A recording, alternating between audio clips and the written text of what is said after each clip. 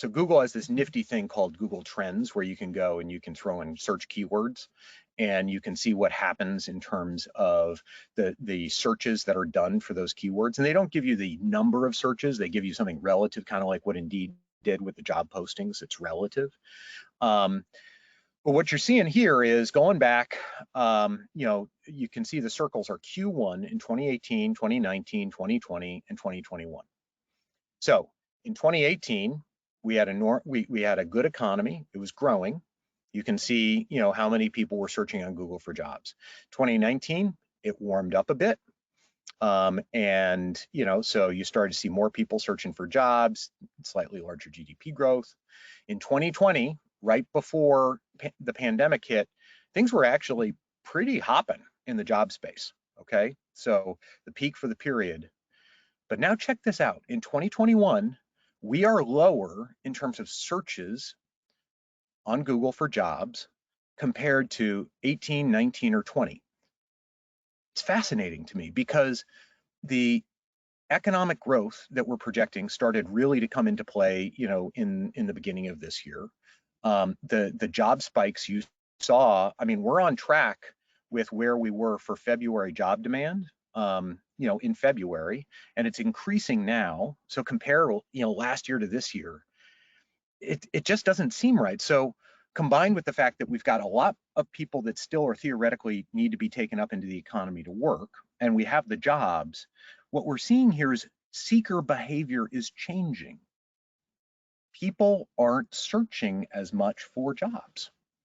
And why did I choose Google? Well, first off, they've got good publicly available data. Second off is a lot of searches for jobs still begin on Google. So this is a really good way to normalize for maybe a job site's having a bad month or a bad quarter in terms of engaging job seekers and acquiring them. And so it's kind of a mutual fund for measuring job search. And so that's why we used it. So that's really interesting.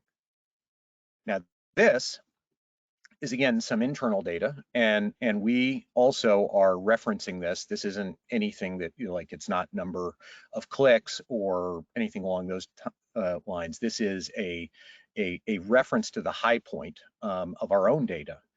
And what's interesting is our high point was a little bit, the middle of last year of 2019 got really, really hot.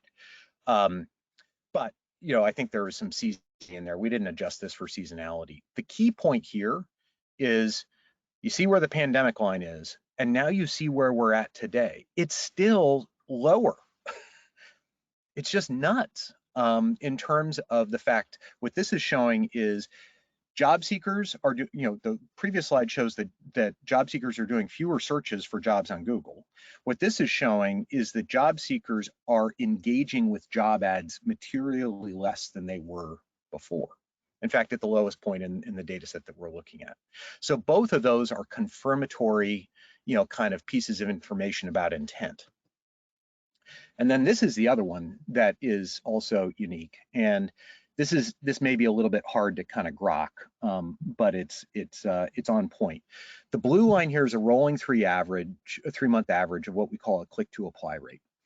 The click-to-apply rate is a ratio of what percentage of clicks on job ads actually result in an application all the way through an applicant tracking system.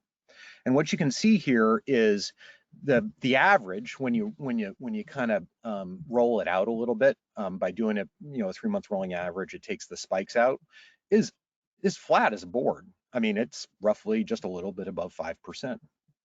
And then all of a sudden we saw a drop off in conversion rate that I went back through the data. I've never seen it drop this fast in a 2-month period ever before.